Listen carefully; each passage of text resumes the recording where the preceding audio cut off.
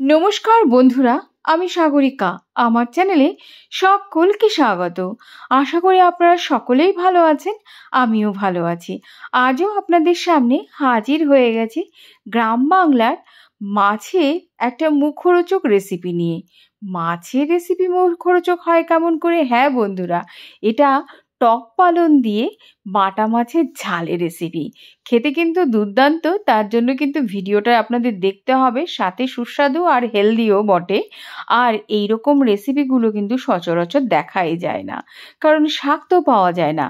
আমি চলে এসেছিলাম একটা কাজের জন্য মামাবাড়িতে। দেখুন এসেছি, আর ফুল বাগানে আসবো না তা তো আর হয় না। তো ভাস্তাকে নিয়ে চলে এসেছি ফুল বাগানে। তো প্রচুর চারিদিকে ফুল ফুটেছিল। পরের দিন ছিল বৃহস্পতিবার, ভাবলাম লক্ষ্মী পুজোর জন্য এখান থেকে ফুল নিয়ে যাই। তো বলা মাত্রই সঙ্গে সঙ্গে তুলে দিচ্ছে।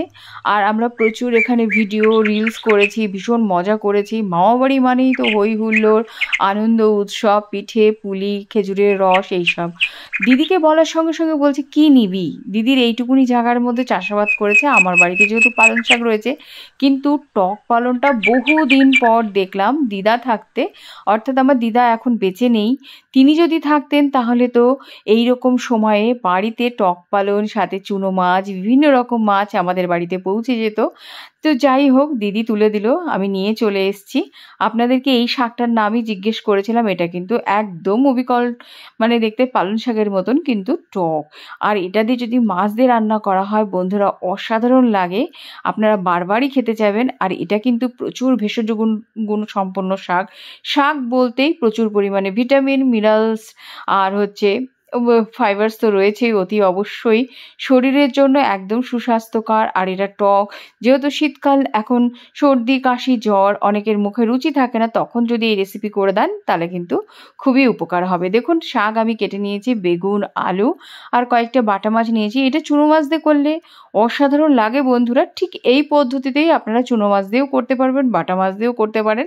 তো হাতের কাছে যেই মাছটা পাওয়া গেছে সেটা দিয়ে করছি। দেখুন মাছ কেটে বেছে ধুয়ে নিয়ে হলুদ লবণ মাখিয়ে নিয়েছি। গ্যাসের চুলোটা জ্বালিয়ে দিয়ে কড়াইটা বসিয়ে দিয়েছি। পরিমাণ মতন সর্ষের তেল দিয়ে দিয়েছি। হলুদ লবণ ও মাছগুলো ছেড়ে দিয়ে ভালো করে ভেজে নিতে হবে। যেমন বাটা মাছ যেরকম নর্মালি ভেজে নিতে হয় সেইভাবেই ভেজে নিতে হবে। একটু বেশি লাল লাল করে ভেজে নিতে হবে। আর এই ধরনের মাছের টক, আপনারা মাছের টক তো বিভিন্ন রকম, তেঁতুল বলুন, জলপাই বলুন, কাঁচা টমেটো দিয়ে খেয়েছেন, কিন্তু কখনো এই রকমভাবে টক পালন যদি পান তাহলে খেয়ে থাকবেন। অসাধারণ লাগে বন্ধুরা, এত ভালো লাগে খেতে, মুখে একটা আলাদাই রুচি এনে দেয়। যাই হোক, মাছ ভাজা হয়ে গেছে। এবার আমি ফোড়ন দিয়েছি, মানে সর্ষে নিয়েছি, কালো সর্ষেটা দেবেন, তার ফ্লেভারটা স্ট্রং হয়। আর সাদা জিরে, দুটো শুকনো লঙ্কা দিয়েছি। এবারে দেখুন আলুটা দিয়েছি। আর এখানে আলু বেগুন দিয়ে ঝাল করেছি কেন, অত্যাধিক টক হয়, তাহলে ব্যালেন্স থাকবে। আপনারা যদি এইভাবে আলু বেগুন দেন, একটা মাখো মাখো হবে, অসাধারণ লাগে। আলুটা দিয়ে একটু ভেজে নেওয়ার পরে তারপর বেগুনটা দিয়ে দিচ্ছি। যেহেতু শীতকালীন বেগুন, এখন তো খেতে অসাধারণ লাগে।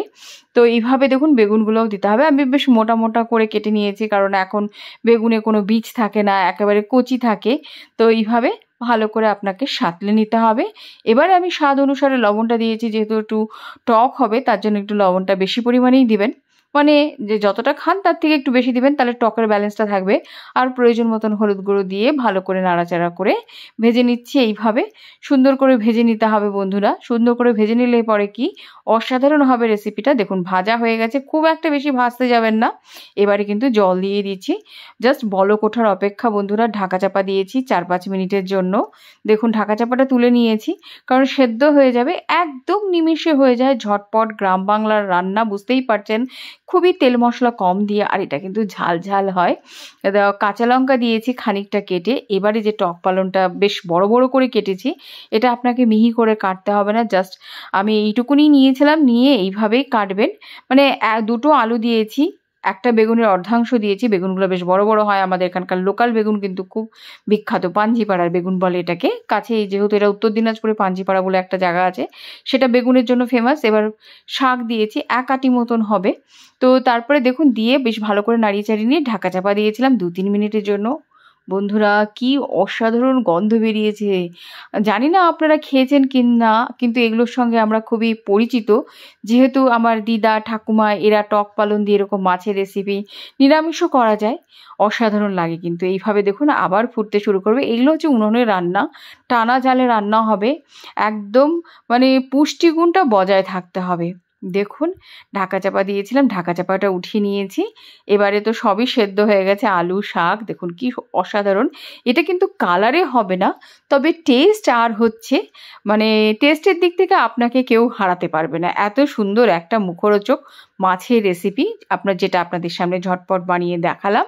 এটাও কিন্তু আমার ঠাকুমার রেসিপি বুক থেকে নেওয়া বন্ধুরা। তো যাই হোক, ভিডিওটি কেমন হয়েছে অবশ্যই কমেন্টের মাধ্যমে জানাবেন। আর আপনারা জানালে কি কমেন্ট করলে পরে ভীষণ ভালো লাগে, এনকারেজিং ব্যাপারটা হয় যে আমাদের রেসিপি আপনাদের পছন্দ হচ্ছে, ভালো লাগছে। ভালো হোক খারাপ হোক যেটাই হোক না কেন আপনারা প্লিজ একটু কমেন্ট করুন। আর ভিডিওটি দেখার জন্য সকলকে অসংখ্য অসংখ্য ধন্যবাদ। যদি আমার চ্যানেলটিকে আপনাদের একটু ভালো লেগে থাকে, ভালোবেসে থাকেন, অবশ্যই লাইক, শেয়ার, সাবস্ক্রাইব করে চ্যানেলের সাথে থাকবেন, পাশে থাকবেন। সকলেই খুব ভালো থাকবেন। আজ এই